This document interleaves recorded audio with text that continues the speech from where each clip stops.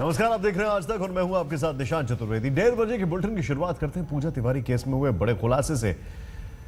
पूजा की मुंह बोली भाभी ने खुलासा किया है कि उसने इंस्पेक्टर अमित से शादी भी कर ली थी।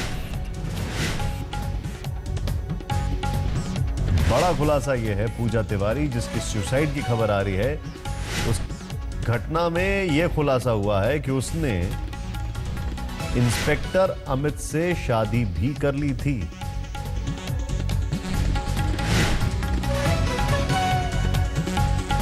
इंस्पेक्टर अमित के साथ पूजा की शादी पति पत्नी की तरह रहते थे पूजा और अमित। अमित ने छुपाई थी पहली शादी की बात।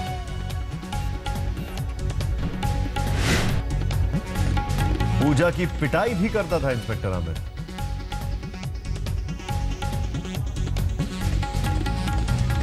कई खुलासे इस मामले में हो रहे हैं। पूजा की खुदकुशी के केस में यह बड़ा खुलासा है और ये पूरा मामला इस तरीके से सामने आ रहा है कि पूजा और इंस्पेक्टर अमित की शादी हो गई थी। उसने अपनी पहली शादी की बात छुपाई थी।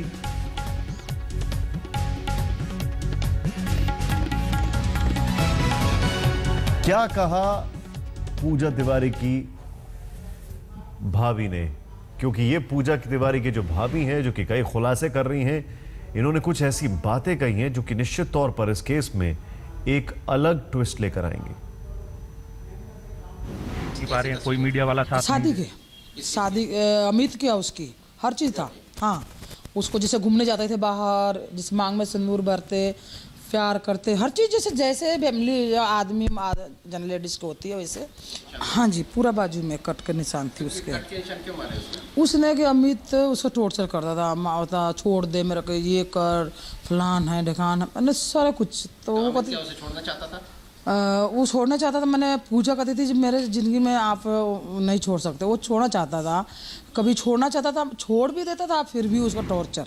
जैसे छोड़ दिया, चले गया, गुस्से में चले गया, बैग पैक कर दो, ये कर दो, तो पैक करते, कोई बात ना जी, आ जाओ, पैक है ये वो। फिर आके फिर उनका वही मैंने ये है, कोई बात नहीं, ये हो मैंने प्यार। फिर आके फिर वही जो खाना पीना, दारू रोज़ ड्रिंक करना दोनों, फिर आपस में जो दोस्ती है वो रहा। उसने कई जगह से काट रखी है, आपने देखे होंगे, पोस्टमार्टम हुआ तो उसको हाथ देखते जब पूरा वो हाथ में यहाँ से वहाँ तक है, पूरा कट था। और मैंने ये बताई भी थी उसको, जो मैंने पूजा तू गलत कर रही है, ये मेरे बच्चे भी बताए, मैं भी बताई हूँ, और मेरा जो देवर था वो भी बताए कि पूजा ये गलत कर रही है तू, और ये तू समाज में लाओ, तो मम्मी पापा से बताओ। कहता भैया वक्त आएगा ना तो मैं भाभी बता दूँगी। हैं ऐसे अभी थोड़ा सा उसका ये आपको लगता है वो आत्महत्या नहीं कर सकती है, बिल्कुल नहीं।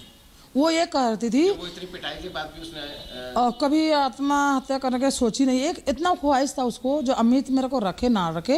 एक मेरे छोटा सा पहले भी उसको बच्चा था, वो ऑपरेशन करवा दिया था उसने, और उसने ये चाहा था। मैं से पूछती थी भाभी कैसे करूं, मेरे अब बच्चा होगा ना तो मैं विदेश में चली जाऊंगी, इसको छोड़ के। अब विदेश में बच्चा हो जाएगा तो मैं आऊँगी, मम्मी पापा पूछेंगे, तो कहते हमने गोद लिया। मैंने उसको भी मैंने बचाना चाहती थी, मैंने इतना अच्छी थी जो उसको कभी बदनाम करने नहीं सोचती थी। उसके बावजूद में इसने बहुत गलत करा उसके साथ। सुप्रतीम बनर्जी इस वक्त हमारे साथ हैं। सुप्रतीम, ये अमित इंस्पेक्टर का एंगल क्या है इस पूरे मामले में? ये पहले जब ये मामला सामने आया था निशांत, तब लोगों को ये क्लियर कट एक खुदकुशी का मामला लगा था, जिसमें एक पत्रकार जिसके खिलाफ एक मुकदमा दर्ज हो गया ब्लैकमेलिंग का, उससे परेशान होकर हार कर उसने खुदकुशी कर ली, ऐसा पूरी दुनिया को लगा। लेकिन एक ऑडियो क्लिप सामने आया जिसके जरिए इस इंस्पेक्टर अमित के बारे में पता चला। इंस्पेक्टर अमित वशिष्ठ को पूजा के घर के तमाम लोग उसका फैमिली फ्रेंड और लोकल गार्जियन बताते थे। लेकिन ये ऐसा लोकल गार्जियन था जो बेहद पर्सनल बातें जो है वो डिस्कस करता था। शराब के नशे में रात 2-2, 3-3 बजे उसी पूजा के कमरे में रहता था। तो अपने आप में अमित का ये जो रोल है वो संदेह के दायरे में है। लेकिन अब जो नया खुलासा हुआ है, जो हम अपने तमाम दर्शकों को दिखा रहे थे, कि जो पड़ोस की मुंह बोली भाभी है, उसने ये बताया है कि पूजा तिवारी ने उसी इंस्पेक्टर अमित वशिष्ठ से शादी कर रखी थी, और इत्तेफाक से जब ये रहस्यमयी तरीके से मौत हुई तब अमित वशिष्ठ उसके कमरे में मौजूद था।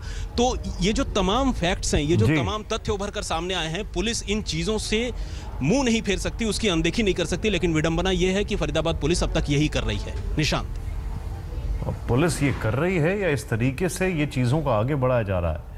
जिस ऑडियो क्लिप की बात सुप्रतीम कर रहे हैं उसमें क्या है, हम आपको दिखाते हैं।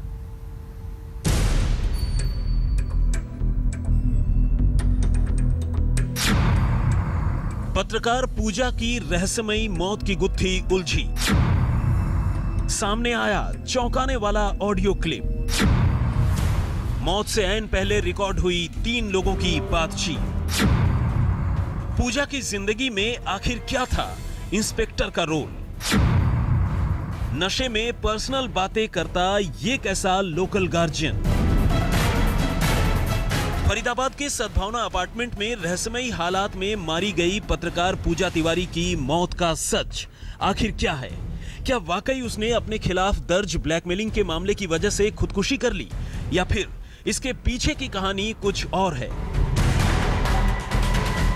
आइए ये तय करने से पहले आपको एक ऑडियो क्लिप सुनाते हैं जो पूजा की रहस्यमयी मौत से महज 1.5 घंटे पहले 3 लोगों के बीच हुई टेलीफोनिक बातचीत के दौरान रिकॉर्ड की गई। पहली, पत्रकार पूजा तिवारी। दूसरा, उसका लोकल गार्जियन और हरियाणा पुलिस का इंस्पेक्टर अमित वशिष्ठ। और तीसरा, उसका दोस्त भरत। दरअसल ये क्लिप पूजा के मोबाइल फोन में ही रिकॉर्ड हुई, जो उसकी रहस्यमयी मौत के बाद फरीदाबाद पुलिस के हाथ लगी। फरीदाबाद पुलिस ने इस क्लिप का क्या किया ये तो पता नहीं, लेकिन ये क्लिप अपने आप में काफी कुछ बयान करती है। आप भी सुनिए इस क्लिप का एक एक सच। क्या तुम लोग रूम पर हो कि बाहर हो गई? नहीं, पार्क में बैठे हुए हैं। जनाब दारू पी के पार्क में लेटे हैं। मैंने भी दारू पी रखी, पार्क में बैठे हुए हैं। और बंकी इज द टॉपिक। बंकी इज द टॉपिक। आया ना ये कैंटीन में कभी गई नहीं। बंकी का रूम था ही नहीं। बंकी का रूम था ही नहीं। तो अकेले रूम में बिताया नहीं? इसको बता दो अमित या भरत। ये क्या तो बता चुका है। ये दिलाई के साथ सीखो मत, इज्जत के फालतू करने की जरूरत नहीं आपको। कर देगा मेरे को भरत।